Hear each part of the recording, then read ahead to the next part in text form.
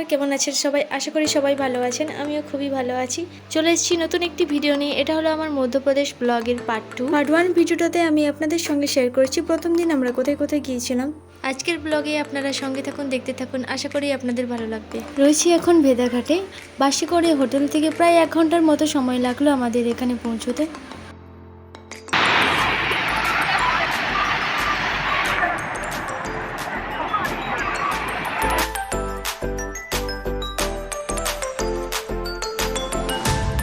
এখন দেখতে পাচ্ছেন ধোঁয়াধার জলপ্রপাত। এখানে জলপ্রপাতের উচ্চতা অনেকটা কম মনে হলেও আসলে কিন্তু এটা অনেকটাই হাইট ছিল।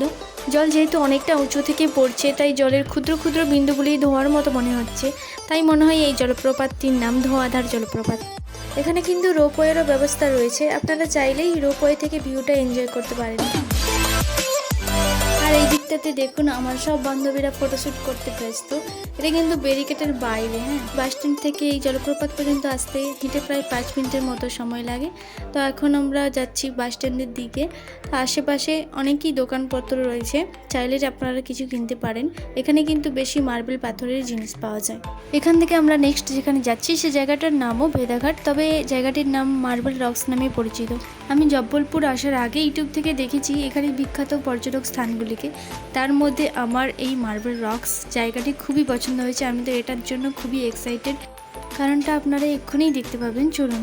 এখানে কিন্তু আপনারা অনেক সুন্দর সুন্দর টেবিল ল্যাম্প পাবে, যেগুলো মার্বেল পাথর দিয়ে কাটিং করে তৈরি। এই যে দেখতে পাচ্ছেন, দেখুন একবার, খুবই সুন্দর কিন্তু ওদের হাতের কাজ। আপনাদেরকে একটু ঘুরিয়ে ফিরিয়ে দেখিয়ে দিই কী কী এখানে পাওয়া যাচ্ছে। এখানে যে বোটগুলি রয়েছে ওটা করেই আপনাদেরকে নিয়ে যাবে প্রায় 30 মিনিটের মতো এখানে মার্বেল রক্সের যে প্রাকৃতিক সৌন্দর্যটা রয়েছে সেটাই দেখানোর জন্য। এখানে বোটে চড়ার জন্য মাথাপিছু 100 টাকা করে পড়লো। আমরা এখন বোটের মধ্যে উঠে পড়েছি আর বোটটাও ছেড়ে দিয়েছে। তো চলুন দেখা যাক ভিউটা কেমন লাগে।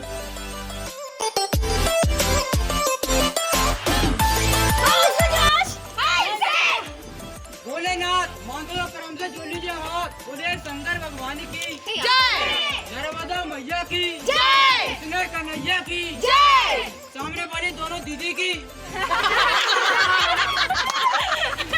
हाथ उनके बाहर निकला थे दांत, ये हंसने के बाद सीधे हाथ जोड़ो पीछे छोड़ो, हंसने के बाद तो दांत ही निकल आती है ना। हाँ, দেখতেই পেলেন ওনারা কেমন মজার মজার কথা বলছিলেন। আর সামনে এত সুন্দর দৃশ্য দেখে মনে হচ্ছিল যে এই যাত্রা যেন না শেষ হয়, যত দূর ইচ্ছে চলে যায়।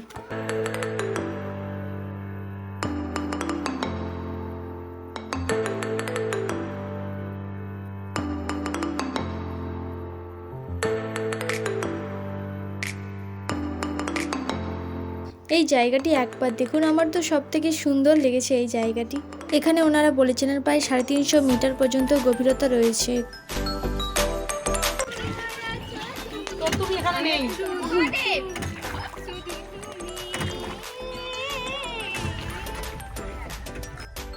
এই যে এইখান পর্যন্ত আমাদের নিয়ে এলো, এরপর ফেরার পালা।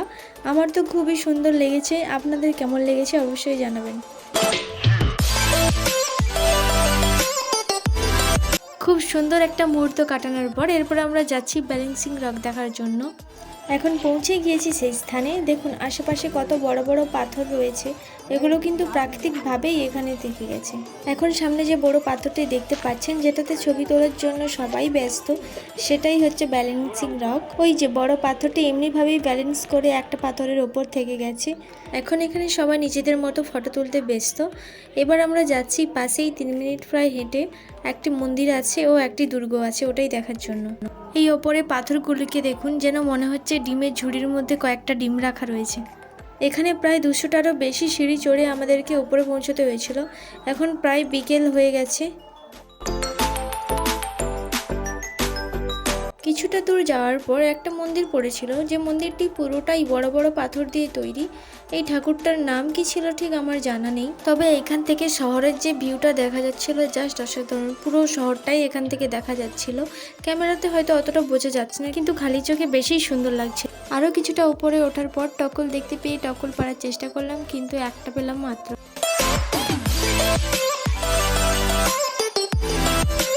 এখন আমরা সম্পূর্ণ উপরে চলে এসেছি। এটা হলো মদন মোহন ফোর্ট। এখানে যে সানসেট ভিউ পয়েন্টটি ছিল সেটি খুবই সুন্দর ছিল, কিন্তু আমরা আসতে অনেকটা দেরি করে ফেলেছি, আর একটু আগে এলে আরও ভালো আমরা দেখতে পেতাম। এখানে বেশ কিছুটা সময় কাটানোর পর তারপর আমরা চলে গেলাম নর্মদা নদীর আরতি দেখার জন্য। আমরা এখন নর্মদা নদীর ঘাটে পৌঁছে গিয়েছি। আরতি কিছুক্ষণ বাদেই শুরু হবে। এখানে আরতি সন্ধ্যা 7টায় শুরু হয়। এখন আরতির প্রস্তুতি চলছে। প্রথমেই শঙ্খধ্বনি করে আরতি শুরু করা হলো। এরপর প্রায় 1 ঘন্টা ধরে আরতি চলল। সবাই এখানে এসে খুবই খুশি হয়েছে। আমি এই ধরনের আরতি প্রথমবার নিজের চোখে সামনে থেকে দেখি। আগে হয়তো অনেকবারই অন্য কারোর ভিডিওতে দেখেছি, তবে সামনে থেকে এসে বেশি ভালো লাগছে। ওই দিন আকাশে জ্বলজ্বলে চাঁদ, পাশে থেকে বয়ে যাচ্ছে নর্মদা নদী, তার সঙ্গে এমন আরতি, তারপর আবার এরকম সুন্দর সাজানো গোছানো নৌকোগুলি নদীর ওপর ভেসে আছে। কি অপূর্ব সুন্দর লাগছে, তাই না? আমার কিন্তু এই বোটগুলিকে দেখে কাশ্মীরের সেই ডাল লেকের কথা মনে পড়ছে। আরতির শেষে প্রদীপের তাপ নেওয়ার পর সবাই মিলে চলে গেলাম নর্মদা নদীকে প্রণাম করার জন্য। এখানে নর্মদা নদীকে পুজো করা বা আরতি করার মূল বক্তব্য হলোই নর্মদা নদীকে পরিষ্কার ও স্বচ্ছ রাখা। যেভাবে আমরা আমাদের মায়েদের ভালোবাসি, যত্ন করি, সেইভাবে নদীকে নর্মদা মাইয়া বলে সম্বোধনা করে এবং ওরা পরিষ্কার পরিচ্ছন্ন রাখে। এখানে নৌকাগুলি বেশ সুন্দর সারি বেঁধে দাঁড়িয়ে রয়েছে, দেখতে বেশ ভীষণ ভালোই লাগছে।